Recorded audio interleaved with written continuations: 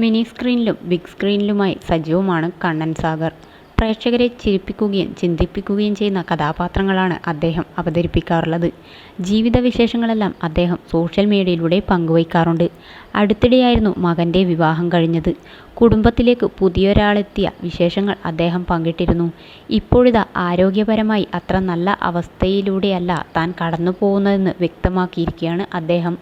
ജീവിതത്തിലെ പ്രതിസന്ധികളും ബുദ്ധിമുട്ടുകളും സാമ്പത്തിക പരാധീനതയും സന്തോഷവും സമാധാനവും സംരക്ഷണവും കരുതലും ആഗ്രഹിക്കാത്തവരായി ഈ ലോകത്ത് ആരും ഉണ്ടാകില്ല.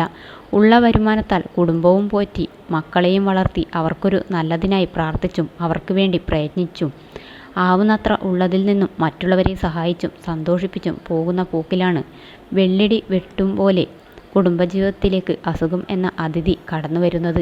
അല്പം ദുഃഖിപ്പിച്ചും വേദനിപ്പിച്ചും കൂടെയുള്ളവരുടെ സമയം കെടുത്തിയും ഒരു ബാധ്യതയ്ക്ക് വഴിയൊരുക്കി ഇനിയെങ്ങനെ മുന്നോട്ട് എന്ന ചോദ്യശരങ്ങളുമായി വഴിമുടക്കിയും ഇനി ഞാൻ പറഞ്ഞിട്ട് മുന്നോട്ട് പോയാൽ മതിയെന്ന ശാഠ്യവുമായി അസുഖങ്ങൾ വിലങ്ങനെ കടന്നു നിൽക്കുന്നതും എന്നാൽ നോക്കട്ടെ എന്ന ദൃഢനിശ്ചയത്തോടെ നേരിടാൻ തയ്യാറായാലും സാമ്പത്തികം ഒരു വലിയ ഘടകമാണ്.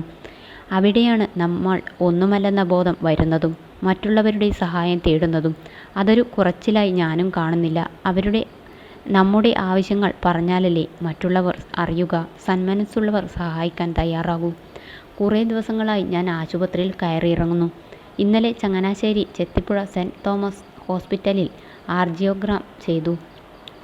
നഗരഹൃദയത്തിലെ വമ്പൻ ബ്ലോക്ക് പോലെ എൻ്റെ ഹൃദയത്തെ ബ്ലോക്കുകൾ ചുറ്റി വരിഞ്ഞിരിക്കുന്നു.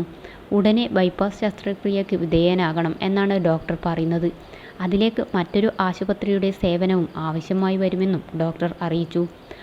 അതറിഞ്ഞപ്പോൾ മുതൽ ഭാര്യയും മക്കളും നല്ല വിഷമത്തിലാണ്. ഞാൻ അവരെ സമാധാനിപ്പിച്ച് പിടിച്ചു നിൽക്കുന്നു.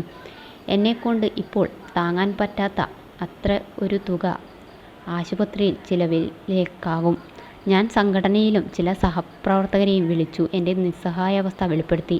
ഇന്ന് പരുമലയിലുള്ള ഹോസ്പിറ്റലിൽ ചെക്കപ്പിന് വീണ്ടും പോവുകയാണ്. പ്രിയപ്പെട്ടവരുടെ പ്രാർത്ഥന എൻ്റെയും കുടുംബത്തിൻ്റെയും കൂടെ ഉണ്ടാവണം.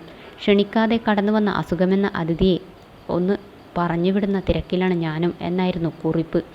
എത്രയും വേഗം സുഖം പ്രാപിക്കാൻ പ്രാർത്ഥിക്കുന്നു. പ്രാർത്ഥനകൾ ചേട്ടാ, എല്ലാം വേഗം ഭേദമാകും. എല്ലാ കാര്യങ്ങൾക്കും ഉള്ള പണം വേഗത്തിൽ ഓക്കെ ആവട്ടെ. ഭയപ്പെടേണ്ട. സർജറി അല്ലാതെ ഒരുപാട് ട്രീറ്റ്മെൻറ്റ് ഇന്ന് നിലവിലുണ്ട്. പ്രാർത്ഥനയുണ്ട് ചേട്ടാ. എത്രയും പെട്ടെന്ന് കാര്യങ്ങൾക്കുള്ള ഒരു സാമ്പത്തികം ഓക്കെ ആകട്ടെ തുടങ്ങി നിരവധി പേരായിരുന്നു കണ്ണനെ ആശ്വസിപ്പിച്ച് എത്തിയത്.